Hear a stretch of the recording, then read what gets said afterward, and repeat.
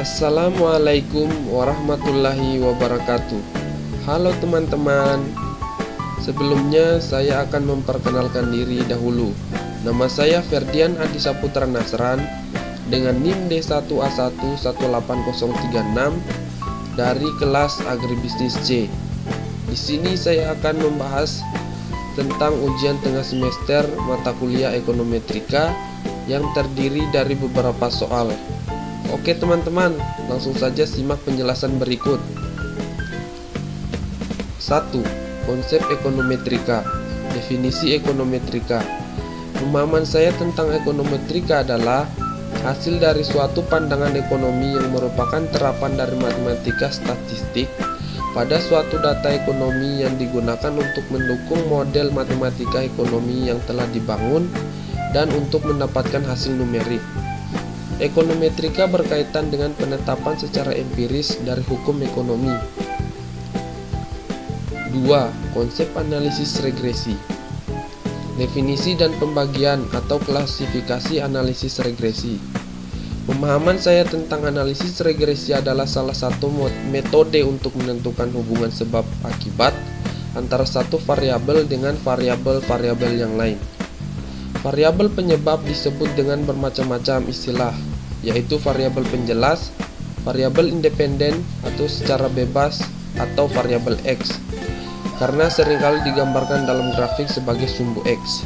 Kemudian variabel terkena akibat dikenal sebagai variabel yang dipengaruhi, variabel dependen, variabel terikat atau variabel Y.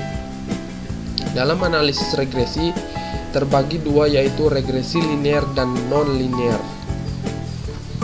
Untuk regresi linear adalah suatu pendekatan hubungan antara variabel terikat X dan satu atau lebih variabel bebas yang disebut Y.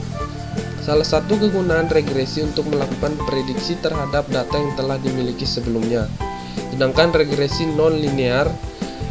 non-linear merupakan suatu metode analisis regresi untuk mendapatkan model non-linear yang digunakan untuk mengetahui hubungan antara variabel terikat dan variabel bebas.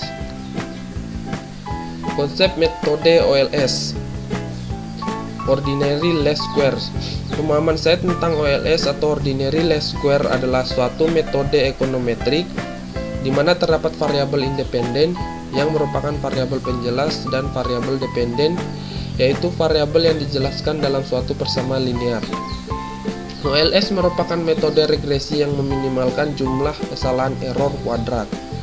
Metode Ordinary Least Square atau OLS ditemukan oleh seorang matematikawan dari Jerman, yaitu Carl Friedrich Gauss, di mana metode OLS adalah metode yang digunakan untuk mengestimasi suatu garis regresi dengan cara mencari nilai minimal untuk jumlah kuadrat kesalahan antara nilai prediksi dengan nilai kenyataannya. Oleh karena itu, metode ini disebut least square. 4. Tahapan uji dalam analisis regresi. Uji normalitas. Uji normalitas data adalah uji yang dimaksudkan untuk memperlihatkan bahwa data sampel berasal dari populasi yang berdistribusi normal. Sebelum kita melakukan analisis data dan untuk menentukan uji yang cocok, apakah akan menggunakan uji statistik parametrik atau statistik non-parametrik, maka perlu dilakukan uji normalitas. Uji linearitas. Uji linearitas adalah pengujian untuk memeriksa apakah terdapat hubungan yang linear antara variabel independen dengan variabel dependen. Tidak terpenuhinya asumsi linearitas dalam regresi linear akan menyebabkan estimasi parameter regresi menjadi bias, termasuk koefisien regresi, standar error, dan pengujian signifikansi lainnya.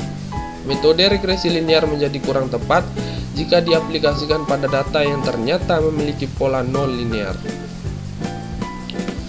Kesalahan baku atau standar error. Kesalahan baku atau standar error yaitu digunakan untuk mengukur tingkat kesalahan dari model regresi yang dibentuk. Suatu ukurannya mengukur ketidakakuratan pancaran atau persebaran nilai-nilai pengamatan Y terhadap regresinya Y regresi.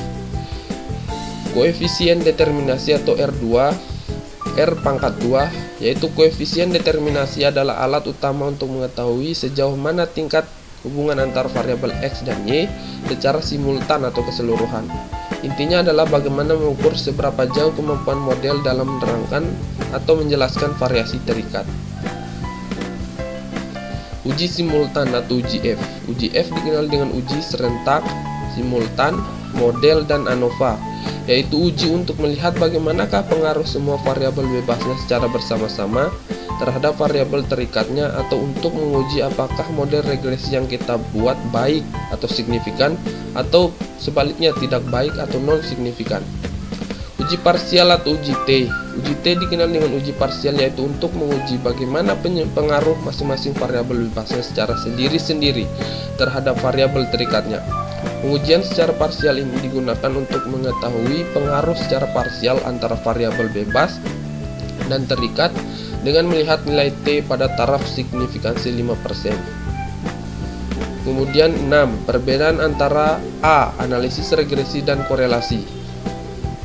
Regresi yaitu regresi menunjukkan hubungan pengaruh, dan dalam regresi terdapat istilah tergantung dan variabel bebas. Sedangkan korelasi hanya menunjukkan sekedar hubungan, dan dalam korelasi variabel tidak ada istilah tergantung dan variabel bebas.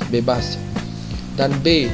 Koefisien determinasi R pangkat 2 dan adjusted koefisien determinasi R pangkat 2. Koefisien determinasi R pangkat 2 yaitu semakin baik apabila ditambah variabel, dan semakin banyak variabel independen yang digunakan, maka akan semakin banyak noise dalam model tersebut, dan ini tidak dapat dijelaskan oleh R-square. Sedangkan adjusted koefisien determinasi yaitu nilai R-square adjusted tidak selalu bertambah apabila dilakukan penambahan variabel. Untuk soal yang nomor 5 akan dijelaskan di channel berikutnya. Terima kasih teman-teman. Semoga apa yang disampaikan dapat bermanfaat untuk kita semua. Akhirul kalam, wabillahi taufiq wal hidayah. Wassalamualaikum warahmatullahi wabarakatuh.